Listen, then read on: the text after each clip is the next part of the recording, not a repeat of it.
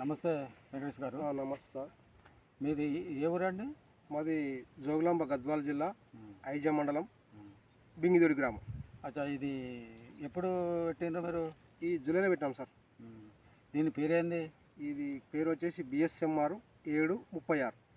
అదే, అయితే ఇది పెట్టాలని మీరు ఎందుకు అనుకున్నారు? లేదు సార్, నేను మీ యూట్యూబ్ ఛానల్ చూసి మన పింకీ బదులు ఇవి పనిచేయవు మన ఏరియాలో, అధిక దిగుబడి వస్తుంది యూట్యూబ్లో చూసి సార్తో మాట్లాడి అప్పుడు నేను అక్కడ కరీంనగర్ డిస్ట్రిక్ట్ నుంచి మన సార్ అయినటువంటి కంగాల స్వామి గారు ఆ సార్తో నేను ఇద్దరం ఎకరకి 2 కేజీలు చొప్పున తెచ్చుకొని నాటుకున్నాం సార్. నేను సంతోషం. ఈ నువ్వు పెట్టుకుంటే ఇప్పుడు ఇది మీకు రోడ్డు పన్నది, చుట్టూ చూసిన రైతులందరూ ఏమంటారు, ఇది డాంబర్ ఉన్నది ఇలా వెళ్ళిపోతుంది కదా. అవును సార్. చూసిన రైతులు ఏమంటున్నారు, సార్ అన్న ఎక్కడ తెచ్చుకున్నావు ఇతనము, మాకు కూడా కావాలా, దిగుబడి 13-14 క్వింటాలు వచ్చారు, ఇది మాకు కూడా ఇప్పియబ్బా అంటే, సరే సరే ఉగాది తర్వాత కలిసండి సార్ మనం తెప్పించుకునే విత్తనాలు. అయితే వెంకటేష్ గారు, మీరు పెట్టిన ఇప్పుడు శ్రమకు తగ్గ ఫలితాలు మామూలుగా రాకండి. ఇది ఎంత బాగుంది, ఎంత ఇదంతా కాయనే ఉన్నది. మీకు మీకు దీని చూస్తే ఏమనిపిస్తుంది? చాలు కనీసం వచ్చి వేరే సార్ 15 కిలోమీటర్లు వేరే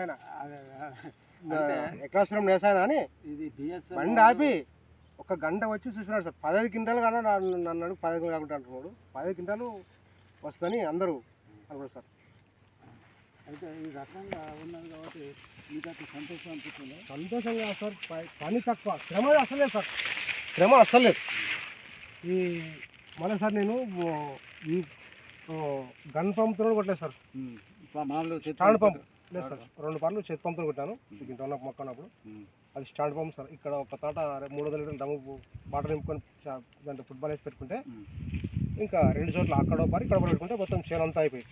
ఈ రకంగా అన్ని చూసిన రైతులైతే మీకు బాగానే ఉందండి కదా. ఇక్కడ మన ఊరు పక్క మన చేను పక్కన దేవనాయన గ్రామం ఉంది సార్. ఆ ఊరోళ్ళు కనీసం అంటే నాకు ఒక 10 క్వింటాలు కావాలంటే ఇప్పుడు తినికనే అంటే ఎక్కడ తెచ్చిన విత్తనం మాకు ఇప్పియనా? వెంకటేష్ గారు, మీరు ఎన్నుకున్న వెరైటీ అంటే చాలా మంచిది. మీరు ఎన్నుకున్న వెరైటీ చాలా మంచిది, బ్రహ్మాండంగా ఉన్నది. ఎందుకంటే దీనిలో దమ్మున్నది మంచిది. సార్ ఇంకా ప్రూనింగ్ చేయలేదు సార్.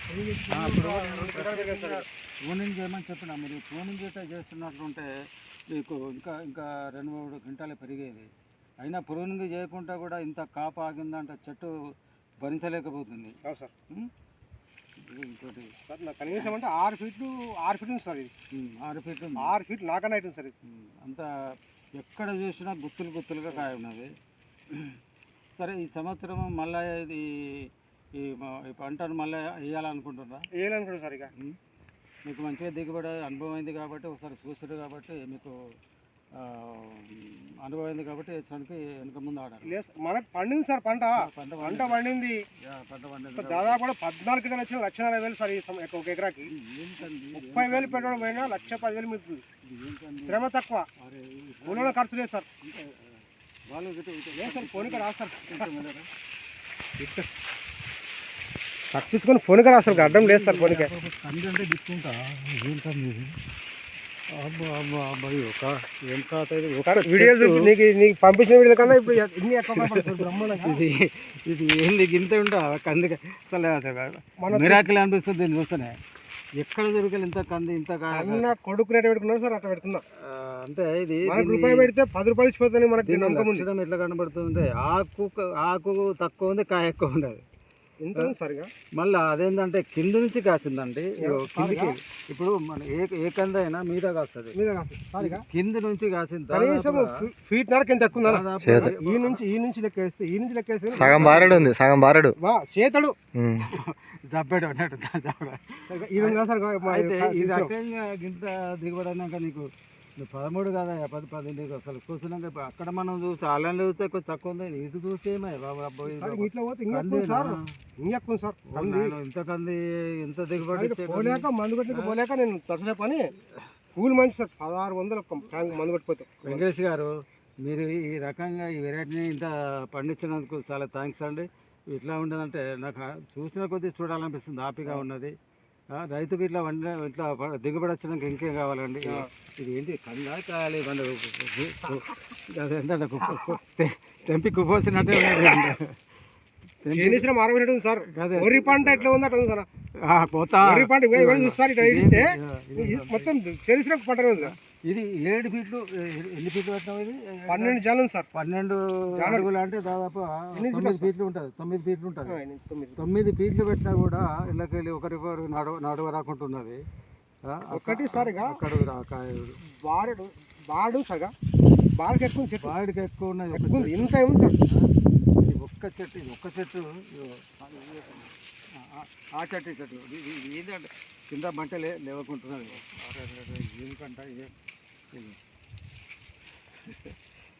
బాలు ఎట్లా నీకు ఎట్లా అనిపిస్తుందా? ఎట్లా బాగుంది సార్, బాగుంది జబర్దస్త్. అంటే మీరు ఒక రైతులు, మీరు దీని గుణగణాలు మీకే తెలుసు బాగా. పంట ఎట్లా అనేది పంట మీద అబద్ధం ఆడకూడదు. పంట ఏం రాకున్నా కూడా బాగా వచ్చింది చెప్పకూడదు. ఉన్నది ఉన్నట్టుగా చెప్పుకోవాలి. ఎందుకంటే తోటి రైతులు కూడా మీరు ఆధారపడి ఉంటారు కాబట్టి పంట మంచిగా వస్తే మంచిగా వచ్చింది, లేకపోతే వద్దు వాడకండి చెప్పాలి. మంచిగా ఇది ఉన్నటువంటి ఏ రైతుని తీసుకొచ్చినా అసలు ఇళ్ళకెళ్ళి బయటకు వెళ్ళే పరిస్థితిలో లేరు.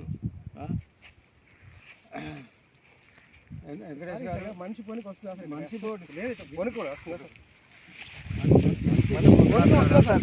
కాయలైన రావటలేకపోతున్నాం. ఆకు అంత రాలిపోతుంది. ఇక ఫుల్ కాయమని ఉన్నది. ఇంత బాగుందంటే మన పొనకు నేను అసలైన పని కొద్దిగా, ఎందుకంటే మనకు 50 వచ్చింది సార్ వయసు. అసలేమో ఒక్క నీళ్ళు పోసాను సార్ మనిషికి. ఆ మనిషి బలమైన మనిషి దాడుకుంటాడు. ఇంతకెళ్ళి మనం అట్టేనే ఆడతలేమో మన ట్యాంక్ మూసుకుంటే నీళ్ళు పోసుకుంటే ఎట్లా ఆడతారు? ఏంటిది కాయనా? ఏంటి మన ఏంటనే కాయ అంటారు.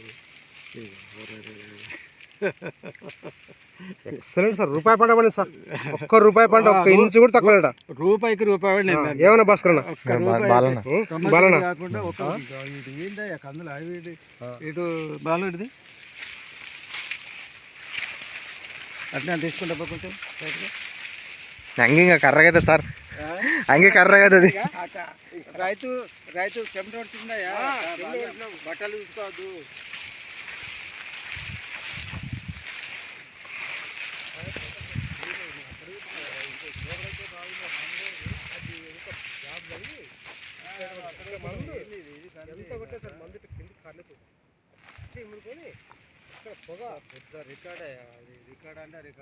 బంద్ చేద్దాం సార్.